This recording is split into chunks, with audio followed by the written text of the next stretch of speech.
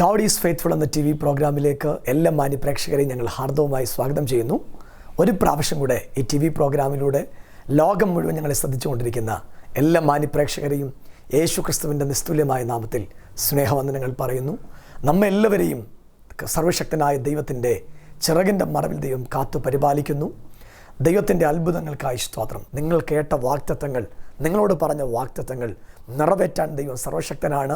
വളരെ പ്രാർത്ഥനയോടെ, വളരെ പ്രതീക്ഷയോടെ നാം ഒരുമിച്ച് ഗോഡ് ഈസ് ഫെയ്ത്ത്ഫുൾ എന്ന ഈ TV പ്രോഗ്രാം ശ്രദ്ധിക്കുകയാണ്.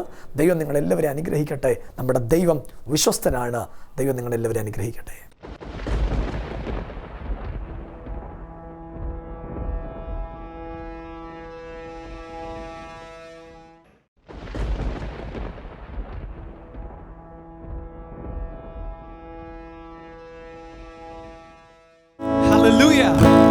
परमेश्वर का कलाम कहता है कि स्वर्ग के नीचे और पृथ्वी के ऊपर यदि कोई नाम है तो वो यीशु मसीह का नाम है. There is no other name above the name of Jesus. You name your sickness, you name your problem that has a name. But I want to tell you this evening that the name of Jesus is above every other name. You have a problem, God is above your problem. Amen. Let's sing it together.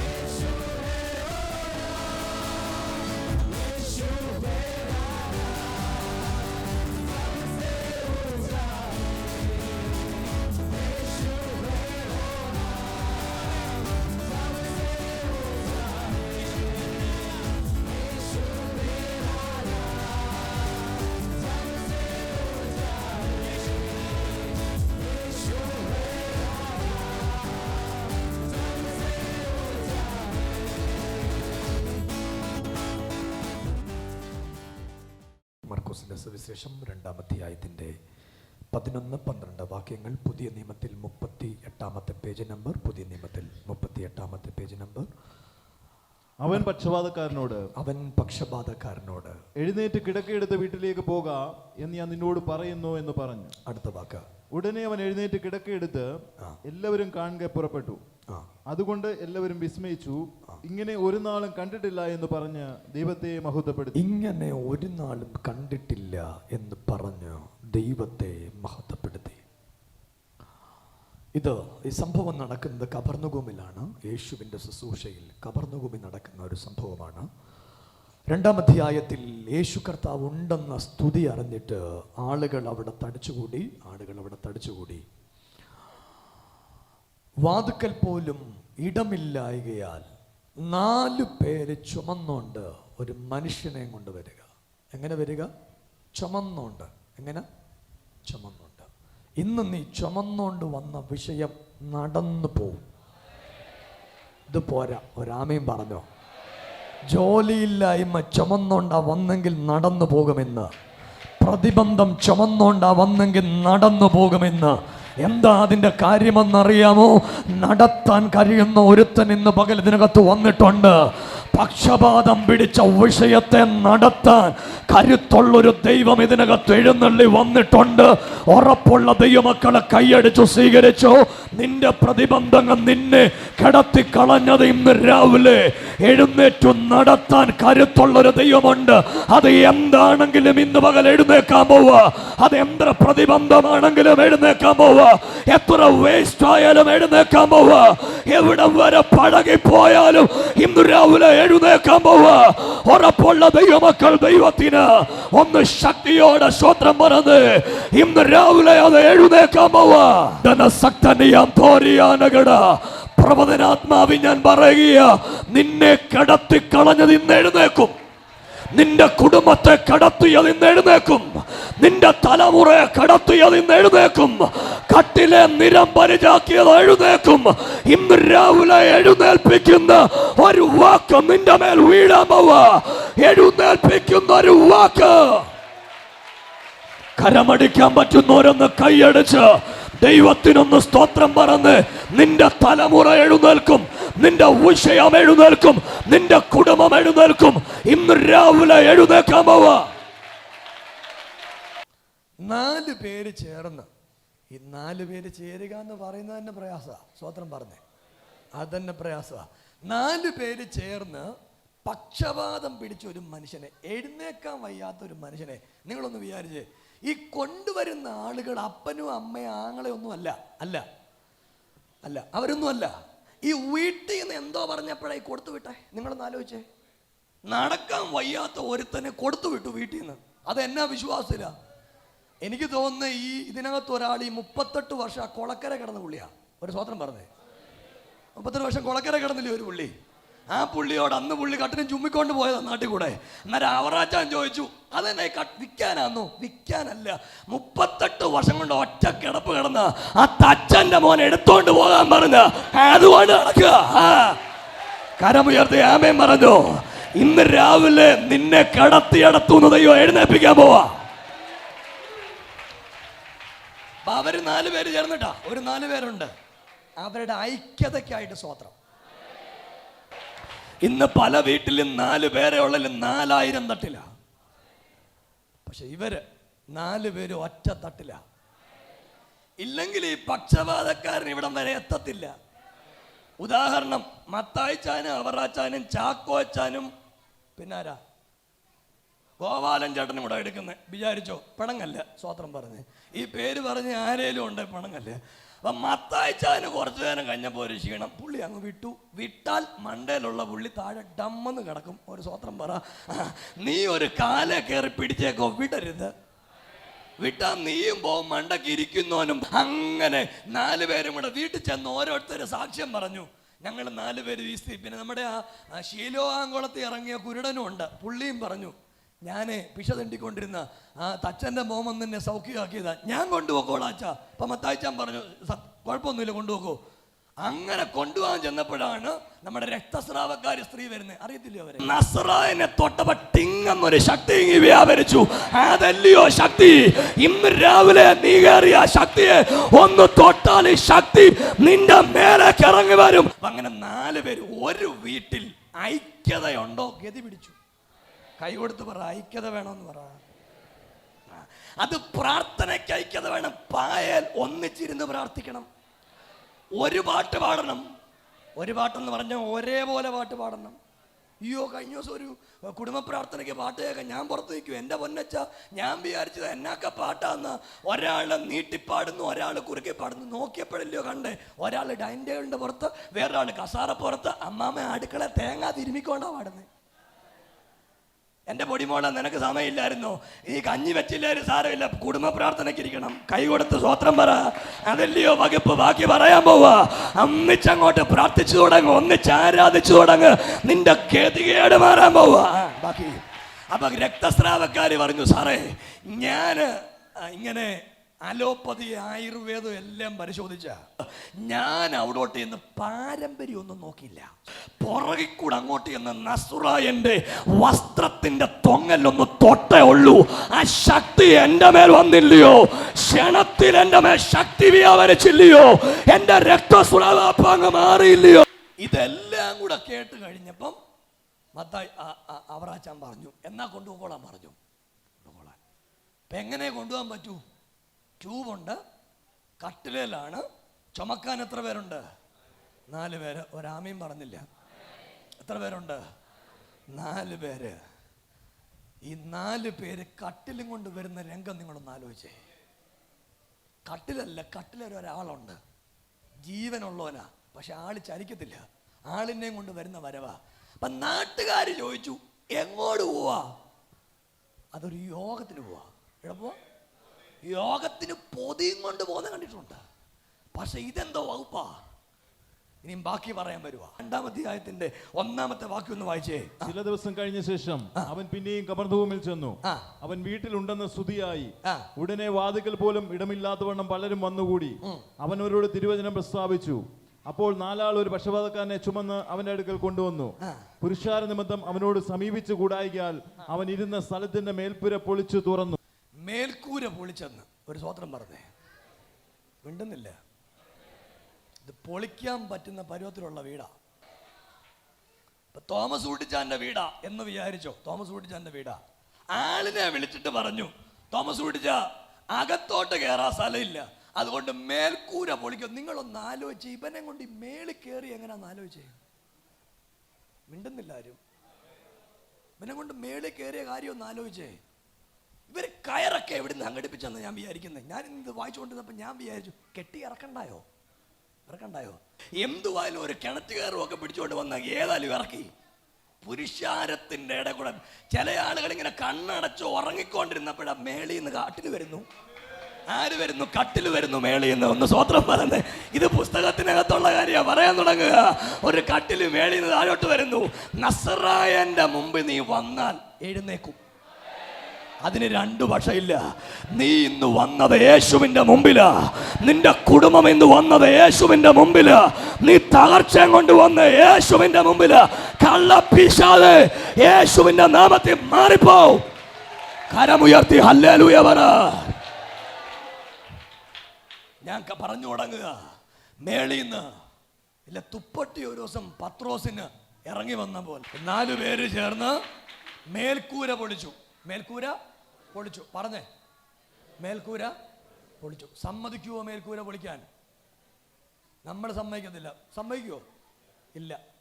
നല്ല വീട്ടുകാരനല്ലേ? മേൽക്കൂര പൊളിക്കാൻ സമ്മതിച്ച നല്ല വീട്ടുകാരനല്ലേ? ആന്നു. ദൈവത്തിന് വേണ്ടി എന്തെങ്കിലുമൊക്കെ ചെയ്യാൻ സമർപ്പിക്കണം. ഒരുത്തൻ രക്ഷപ്പെടുന്നതിൽ മേൽക്കൂര പൊളിഞ്ഞാലും സാരില്ല. ഒരുത്തൻ രക്ഷപ്പെടട്ടെ, ഒരു കുടുംബം രക്ഷപ്പെടട്ടെ. ഒരു ട്രാക്ട് എടുത്തോണ്ടൊന്ന് ഇറങ്ങാമോ ദൈവസന്നിധിയിൽ? ഒരാൾക്ക് കൊടുക്കാമോ ട്രാക്ട്? ഈ ട്രാക്ട് കണ്ട ആളുകൾ യേശു വരട്ടെ. ഒന്ന് പൊളിക്കാമോ മേൽക്കൂര?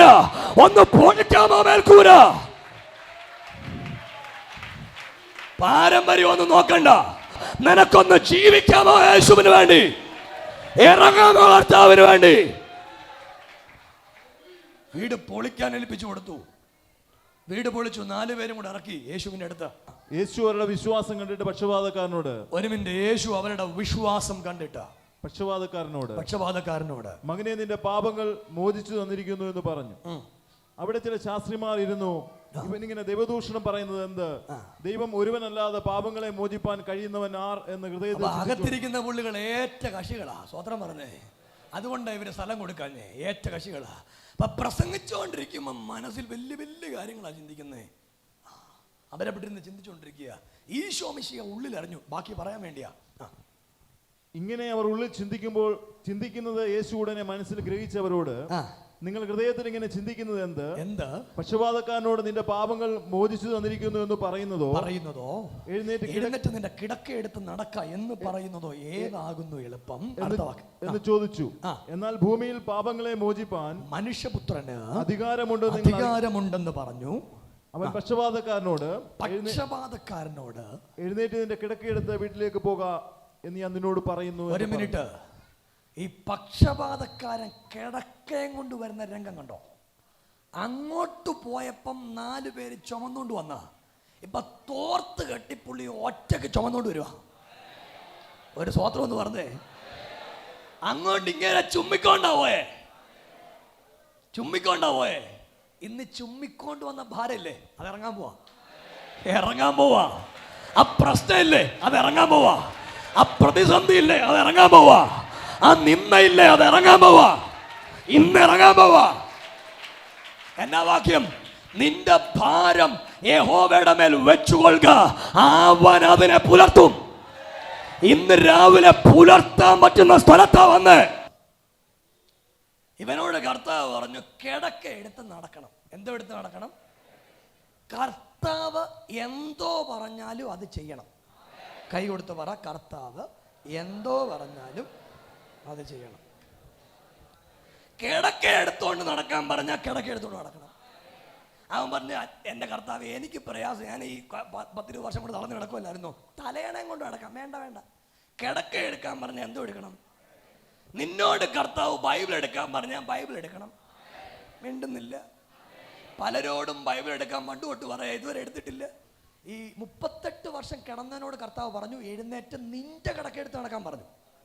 അല്ലേ 5-ാമത്തെ അധ്യായത്തിൽ വായിച്ചേ, യോഹന്നാന്റെ സുവിശേഷത്തെ, യോഹന്നാന്റെ സുവിശേഷം 5-ാം അധ്യായത്തിന്റെ 8-ാമത്തെ വാക്യം.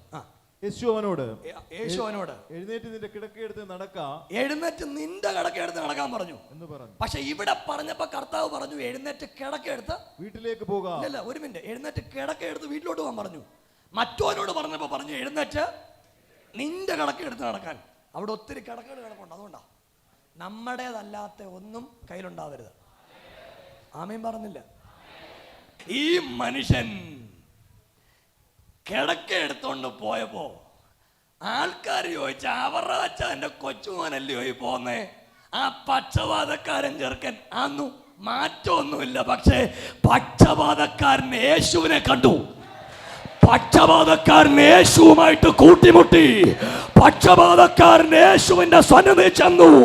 ഇന്ന് രാവിലെ നീ എത്തിയത് യേശുവിന്റെ സന്നിധിയില്. ഒന്നൊന്ന് ആർത്തു വിളിച്ചൊരു ഹല്ലേലൂയ പറഞ്ഞ്.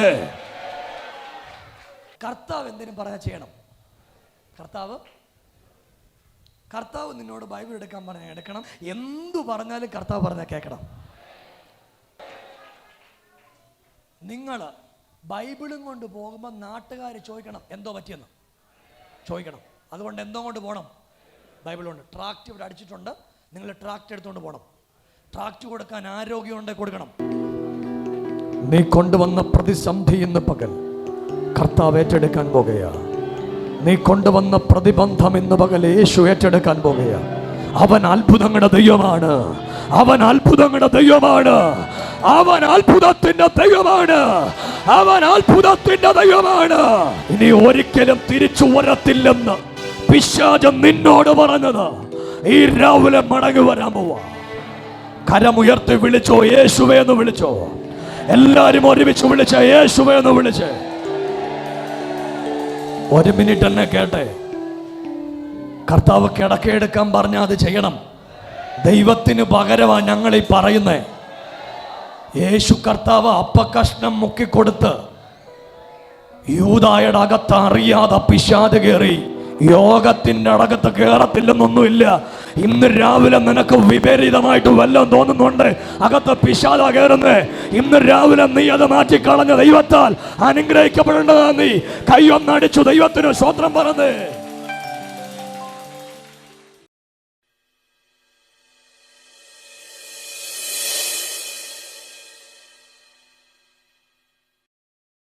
ആ പെൺകുട്ടിയുടെ പേര് റംല എന്നാണ്. മുസ്ലിമാണ്. ഞാൻ അവിടെ ജോലി ചെയ്യാൻ പ്രസവ ശുശ്രൂഷയാണ് എൻ്റെ ജോലി.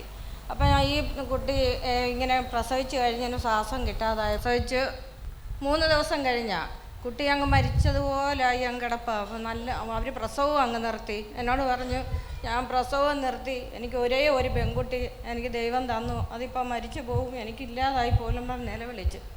അപ്പം കോഴിക്കോട് മെഡിക്കൽ കോളേജിൽ കൊണ്ടുപോയി. ഞാനും കൂടെ പോയി. അവിടെ ചെന്ന് ഡോക്ടർ എക്കോട്ടിസ്റ്റോ എന്തൊക്കെ ചെയ്തു നോക്കിയിട്ട് പറഞ്ഞു, ഇവിടെ അതിൻ്റെ ഉപകരണമൊന്നുമില്ല ഓപ്പറേഷൻ ചെയ്യാൻ, അതുകൊണ്ട് നിങ്ങൾ എറണാകുളത്ത് അമൃതയിൽ പോകാൻ പറഞ്ഞു. അങ്ങനെ തിരിച്ച് വീട്ടിൽ കൊണ്ടുവന്നിട്ട് എന്നോട് പറഞ്ഞു, എന്തോ ചെയ്യും, എൻ്റെ കുട്ടി നഷ്ടപ്പെടുമല്ലോ, എനിക്കിനി പ്രസവം നിർത്തിയല്ലോ, ഞാൻ എന്ത് ചെയ്യുമെന്ന് പറഞ്ഞു. ഇവരങ്ങ് കരച്ചില്ല, ഭക്ഷണമൊന്നും കഴിക്കുന്നില്ല. അപ്പം ഞാൻ പറഞ്ഞു, ഞാൻ പോകുന്ന ഒരു ചർച്ച ഉണ്ട്, പത്തനംതിട്ടയാണ്, നിങ്ങൾ എൻ്റെ കൂടെ വരുമോ എന്ന് ചോദിച്ചു. അപ്പം എൻ്റെ വീട്ടുകാർ സമ്മതിക്കത്തില്ല. ഞാൻ പറയും, മോൾക്ക് വിശ്വാസം ഉണ്ടെങ്കിൽ ഞാൻ ഭാഷ നമ്പർ തരാം, ഈ നമ്പറിൽ ഒന്ന് വിളിച്ച് പറയാൻ പറഞ്ഞു. അങ്ങനെ വിളിച്ച് പറഞ്ഞു. ആ നിമിഷം തന്നെ ഭാഷ പറഞ്ഞു, ഞാൻ പ്രാർത്ഥിക്കാം. അപ്പം പിറ്റേ ദിവസം കൊണ്ടുപോകാം, അമൃതയിൽ പോവുക. പിറ്റേ ദിവസം രാവിലെ എഴുന്നേറ്റപ്പോഴും ഇവർ പറഞ്ഞു, എൻ്റെ കുട്ടി ഇങ്ങനെ അങ്ങ് നിലവിളിക്കുക. വിശ്വസിക്കുക മോളെ, നമുക്കൊന്നും പറ്റത്തില്ല, അവിടെ ചെന്ന് ടെസ്റ്റ് ചെയ്യുമ്പോൾ ഒന്നും കാണത്തില്ല, ഓപ്പറേഷൻ ചെയ്യേണ്ടി വരത്തില്ല, എനിക്ക് ഉറപ്പുണ്ടെന്ന് പറഞ്ഞു. അങ്ങനെ ഞങ്ങൾ എറണാകുളത്ത് അവിടുന്ന് കാറിൽ കോഴിക്കോട്ട് നിന്ന് ഇവിടെ വരണ 6 മണിക്കൂർ കാറിലിരിക്കണം. അങ്ങനെ ബുദ്ധിമുട്ടി ഞങ്ങൾ എറണാകുളത്ത് അമൃതയിൽ വന്നു. ഡോക്ടറെ കാണിച്ചു. അവിടുത്തെ ഏറ്റവും വലിയ ഉന്നത ഡോക്ടറെ കണ്ടു. അപ്പം ഡോക്ടർ പറഞ്ഞു എക്കോ ടെസ്റ്റ് ചെയ്യണമെന്ന്. വീണ്ടും അത് എക്കോ ടെസ്റ്റ് ചെയ്ത് കഴിഞ്ഞാൽ പറഞ്ഞു ഓപ്പറേഷൻ്റെ ആവശ്യമില്ല. ഒന്ന് കൈയടിച്ച് ദൈവത്തിന് ശക്തിയോടൊന്ന് സ്വത്രം പറഞ്ഞ് ഡോക്ടർ ടെസ്റ്റ് ചെയ്തിട്ട് പറഞ്ഞു അതിന്റെ ആവശ്യമില്ല. തലേ രാത്രി യേശു ഓപ്പറേഷൻ ചെയ്തു. ഒന്ന് കരമുയർത്തി ശക്തിയോടെ ഹല്ലേലൂയ. പ്രിയരെ, നമ്മുടെ കർത്താവ് ജീവിക്കുന്നു. ഒറ്റ രാത്രി കൊണ്ട് അത്ഭുതം ചെയ്യാൻ പറ്റും. ഒരു രാത്രി കൊണ്ട് ആവണക്ക് കിളിപ്പിക്കാം, അതിനെ കുത്തിക്കളയാം. ആരാ നമ്മുടെ ദൈവം? നമ്മുടെ ദൈവം അത്ഭുതങ്ങളുടെ ദൈവമാ. ഒന്ന് കൈ കൊടുത്ത് പറഞ്ഞ് എൻ്റെ ദൈവം അത്ഭുതത്തിന്റെ ദൈവമാണെന്ന് ചിരിച്ചോണ്ട് പറഞ്ഞ് എൻ്റെ ദൈവം അത്ഭുതത്തിന്റെ ദൈവമാണ്. നിർമ്മാതാവായ ഒരു ദൈവം നമുക്ക് വേണ്ടിയുണ്ട്. സൃഷ്ടാവായ ഒരു ദൈവം നമുക്ക് വേണ്ടിയുണ്ട്. എത്ര ദൈവമക്കൾ കുറപ്പുണ്ട് ഇന്ന് രാവിലെ? ഹാർട്ടിന് പ്രോബ്ലമുള്ള ആരെങ്കിലും ഇന്ന് രാവിലെ ഞങ്ങളെ കേൾക്കുന്നുണ്ടെങ്കിൽ നിന്നെ വിടുവിക്കാൻ കരുത്തുള്ളൊരു ദൈവം ഇന്ന് രാവിലെ ഇതിനകത്ത് നടകൊള്ളുന്നുണ്ട്. ആ കുഞ്ഞിനിപ്പോ പ്രശ്നമില്ല. ആ കുഞ്ഞിനിപ്പോ ഒരു കുഴപ്പമില്ല. മിനിഞ്ഞാന്നും വിളിച്ചു, ഒരു കുഴപ്പമില്ല. ഒന്നാർത്ത് വിളിച്ചു ഹല്ലേലൂയ പറ. ഞാൻ അവരെ കണ്ടിട്ടില്ല. ആ സഹോദരി കരഞ്ഞുകൊണ്ട് രാത്രിയിൽ എന്നെ ഫോൺ വിളിച്ച് പറഞ്ഞു, പാസ്റ്ററെ എൻ്റെ കുഞ്ഞിൻ്റെ പ്രോബ്ലം ഇതാ, അടുത്തൊരു കുഞ്ഞുണ്ടാകാൻ സാധ്യതയില്ല. ഞാൻ അവളോട് പറഞ്ഞു, ഈ കുഞ്ഞിനെ നീ വളർത്തും, നാളെ സ്കാൻ ചെയ്യുമ്പം ഒന്നും ഉണ്ടാകത്തില്ല. നമ്മുടെ കർത്താവ് ജീവിക്കുന്നു, യേശു ജീവിക്കുന്നു. നിങ്ങൾ കേട്ട വാക്കുകളെല്ലാം തകർച്ചയുടേതാണോ? നിങ്ങളുടെ ജീവിതത്തിൽ ഒരത്ഭുതം ചെയ്യാൻ ദൈവം സർവശക്തനാണ്. എത്ര അധംപതിച്ചു പോയാലും എളിയവനെ കുപ്പയിൽ നിന്ന് ഉയർത്തുന്നൊരു ദൈവമുണ്ട്. നിങ്ങൾ ഈ പ്രോഗ്രാം കേട്ടുകൊണ്ട് ഏത് സ്ഥാനത്താണെങ്കിലും ഒരു നിമിഷം ഞങ്ങളോട് ചേർന്ന് പ്രാർത്ഥിക്കുക. നിങ്ങളുടെ ജീവിതത്തിൽ ഒരു അത്ഭുതം ചെയ്യാൻ നമ്മുടെ ദൈവം സർവശക്തനാണ്. എല്ലാവരും ആ കണ്ണുകൾ അടച്ച് ഒരു നിമിഷം ഒന്ന് പ്രാർത്ഥിച്ചാട്ടെ. പരിശുദ്ധ പ്രിയ പിതാവേ, ഞങ്ങൾ ഒരുമിച്ച് പ്രാർത്ഥിക്കുന്നു. ലോകം മുഴുവൻ ഞങ്ങളെ ഈ പ്രോഗ്രാം കണ്ടുകൊണ്ടിരുന്ന എല്ലാ പ്രിയപ്പെട്ടവരെയും യേശുവിൻ്റെ കരങ്ങളിൽ സമർപ്പിക്കുന്നു. അവരുടെ ജീവിതത്തിൽ ഞങ്ങളിപ്പോൾ പ്രാർത്ഥിക്കുമ്പോൾ തന്നെ ദൈവത്തിൻ്റെ അത്ഭുതങ്ങൾ വ്യാപരിക്കട്ടെ. കടഭാരം മൂലം തകർച്ചയിൽ കഴിയുന്ന കുടുംബങ്ങൾ ഉയർത്തപ്പെടാൻ ദൈവം ഇടയാക്കണം. ക്യാൻസറിൻ്റെ പിടിയാൽ അമർന്നുകൊണ്ടിരിക്കുന്ന കുടുംബങ്ങളിൽ ദൈവത്തിൻ്റെ വിടുതലിൻ്റെ കരം ഈ നിമിഷം വ്യാപരിക്കട്ടെ. നിരവധി ക്യാൻസർ രോഗികൾ സൗഖ്യമാകട്ടെ. ആർത്രൈറ്റിസ് മാറിപ്പോകട്ടെ. ഹാർട്ടിൻ്റെ പ്രോബ്ലങ്ങൾ നീങ്ങട്ടെ. കുഞ്ഞുങ്ങളുടെ വൈകല്യങ്ങൾ യേശുവിൻ്റെ നാമത്തിൽ അധികാരത്തോടെ സൗഖ്യമാകട്ടെ. ഓരോ കുടുംബങ്ങളിലും ദൈവപ്രവൃത്തി ഉണ്ടാകാൻ കർത്താവ് ഇടയാക്കുന്നതിന് നന്ദി. പ്രകൃതി ദുരന്ത നിമിത്തം ഭാരപ്പെടുന്ന ഓരോ കുടുംബത്തിലും ദൈവത്തിൻ്റെ പ്രവൃത്തിയും അവിടുത്തെ അത്ഭുതങ്ങളും വ്യാപരിപ്പാൻ സർവശക്തിയുള്ള ദൈവം ഇടയാക്കണം. എല്ലാവരെയും ഞങ്ങൾ അനുഗ്രഹിച്ച് പ്രാർത്ഥിക്കുന്നു. പ്രാർത്ഥന കേട്ടതിന് നന്ദി, യേശുവിൻ നാമത്തിൽ തന്നെ. പ്രിയപ്പെട്ടവരെ, അടുത്ത ആഴ്ച ഇതേ ചാനലിലൂടെ ഇതേ സമയം നമുക്ക് ഒരുമിച്ച് കാണാം. ദൈവം നിങ്ങളെ അനുഗ്രഹിക്കട്ടെ. എല്ലാ ഞായറാഴ്ചയും പത്തനംതിട്ട സന്തോഷ് മുക്കിലുള്ള എലോഹിം ഗ്ലോബൽ വർഷിപ്പ് സെൻ്ററിൽ നടക്കുന്ന ആരാധന നിങ്ങളെ ഹാർദവമായി സ്വാഗതം ചെയ്യുന്നു. എല്ലാ ചൊവ്വാഴ്ചയും വിടുതൽ മീറ്റിങ്ങുകൾ പത്തനംതിട്ട മൺ റീജൻസി നടക്കുന്നു. നിങ്ങൾക്ക് യോഗങ്ങളിൽ സംബന്ധിക്കാം. ദൈവം നിങ്ങളെല്ലാവരെയും അനുഗ്രഹിക്കട്ടെ. ഞങ്ങൾ നിങ്ങൾക്ക് വേണ്ടി പ്രാർത്ഥിക്കും. കർത്താവ് അത്ഭുതങ്ങളുടെ ചിറകിൻ്റെ മറവിൽ നിങ്ങളെ കാക്കട്ടെ എന്ന് ആത്മാർത്ഥമായി പ്രാർത്ഥിക്കുന്നു. God bless you. ദൈവം നിങ്ങളെ അനുഗ്രഹിക്കട്ടെ.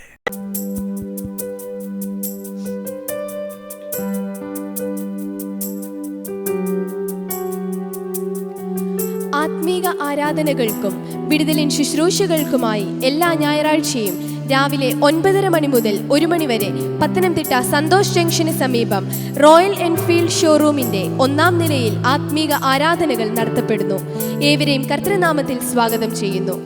എല്ലാ ചൊവ്വാഴ്ചകളിലും പത്തനംതിട്ട കോളേജ് റോഡ് മണ്ണിൽ റീജൻസിയിൽ വെച്ച് രാവിലെ 10 മണി മുതൽ 1 മണി വരെ വിടുതലിൻ ശുശ്രൂഷകൾ നടത്തപ്പെടുന്നു. കൂടുതൽ വിവരങ്ങൾക്കായി 0468 222 0207 എന്ന നമ്പറിലോ 9446115091 എന്ന നമ്പറിലോ 9207737502. നിങ്ങളുടെ പ്രാർത്ഥനാ വിഷയങ്ങൾക്ക് ഞങ്ങളെ വിളിക്കേണ്ട number 9423230207. Our website address www.elohimgwc.com.